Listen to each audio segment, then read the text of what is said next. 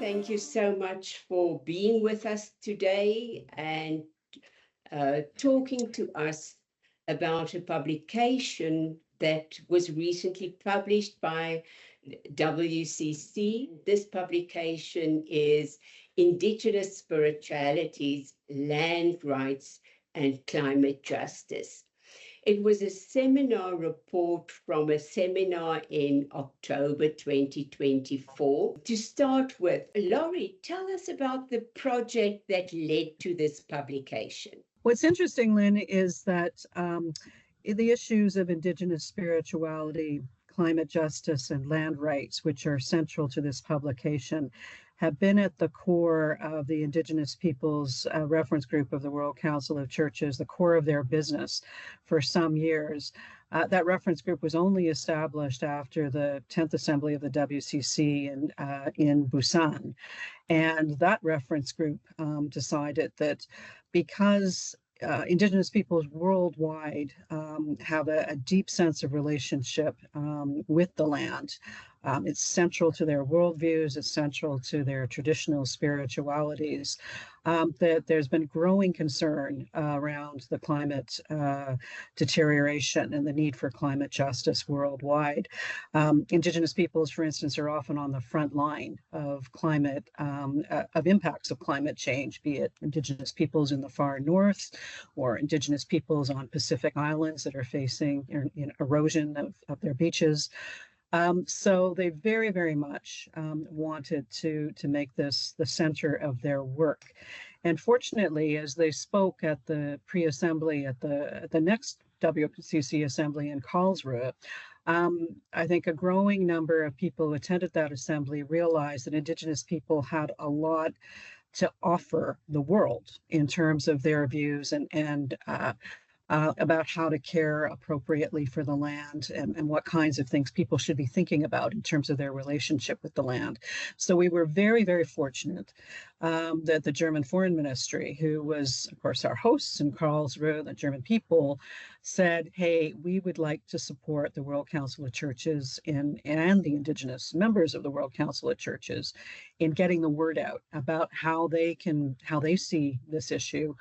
And give advice, worldwide about what is happening. Number one, put a focus on what is happening, and to offer really a framework from their own traditions as to how to approach land use, climate in a way that is much more helpful.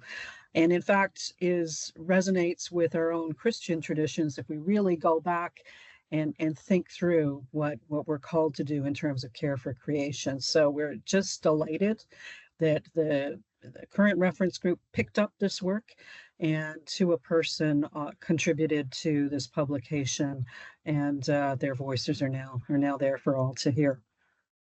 Thanks, Lori. But there was a seminar. Tell us, when did this take place? Right. And were all of you part of the seminar and all the other authors? How did it work? Right. So again, the seminar was part of what was funded by the German Foreign Ministry. So we, as the reference group, led by our chair, Mari Valjaka from Finland, who had been part of the previous reference group, Mari and I worked closely with Judith Konigsdorfer, who was seconded to the WCC to work on this project. So Judith, Mari, and I came up with a plan for the seminar.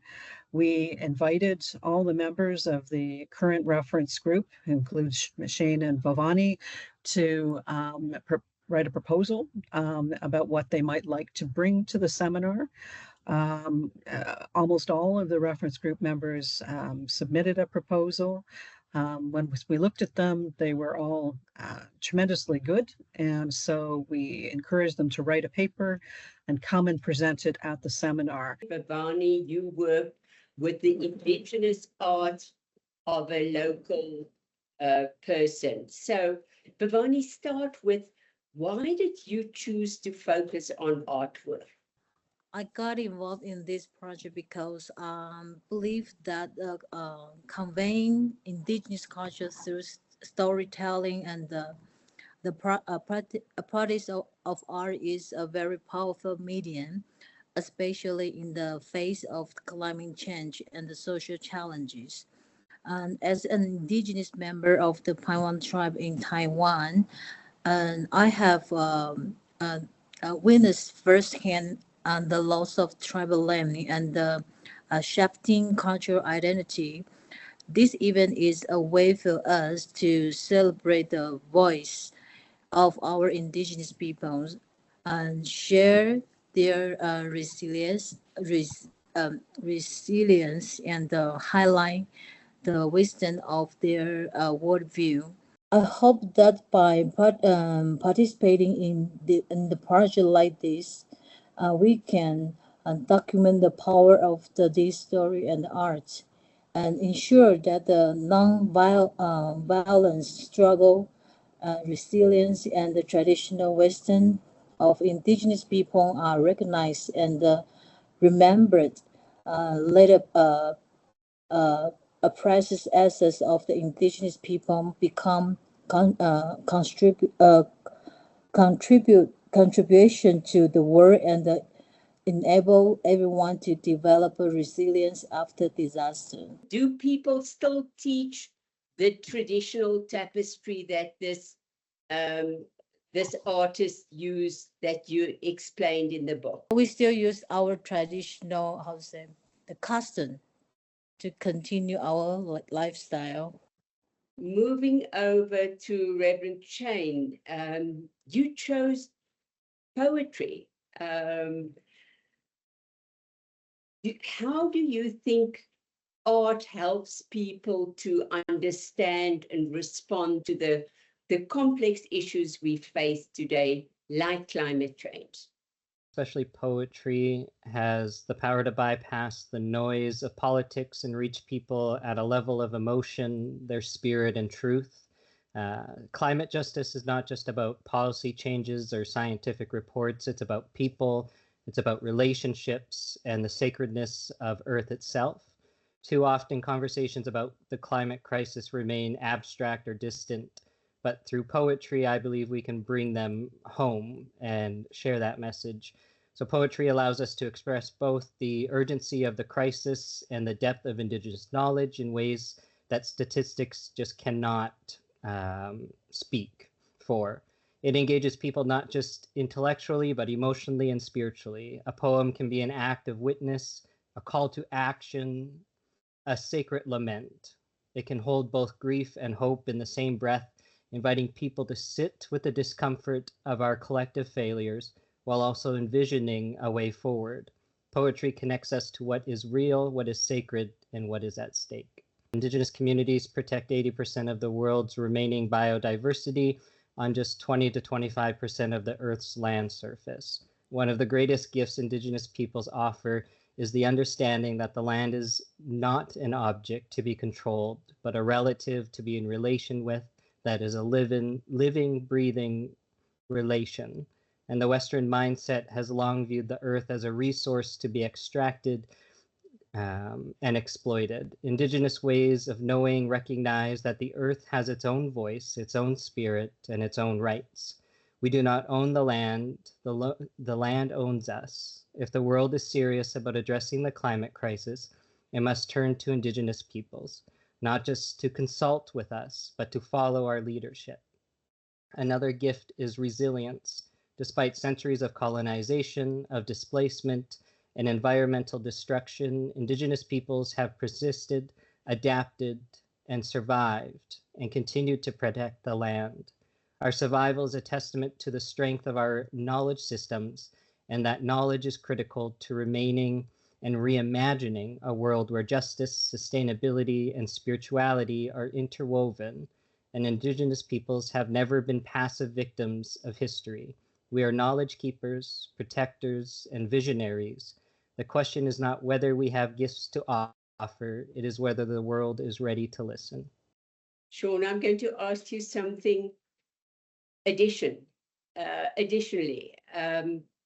what is the role of Christian language of dominion over the earth played in the crisis we find ourselves in? And to what extent does this counter voice of Indigenous communities address that? So there has been a long-standing issue, I think, with Indigenous peoples, with the belief in Christian language of having dominion over the earth, and having that found in the second Genesis creation story, that God gave us the power to own the land and to have power and control over everything therein.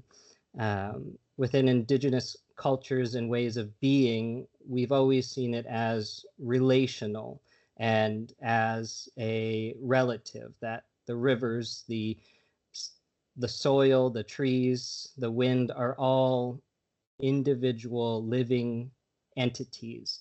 And I think the shift in ideology and language into a communal, relational, of having a kindred relation with everything is what drives Indigenous people today in the fight for climate change. Thank you so much. Lori, what is your dream for this book? Wow.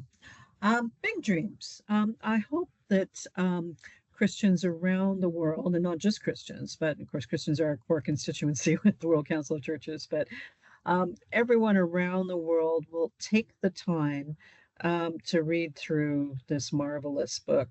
For one thing, it really takes people around the world to see, through the eyes of people living in the incredible beauty of this planet, how they see, things, what's going on in their backyard, so to speak, and in their communities.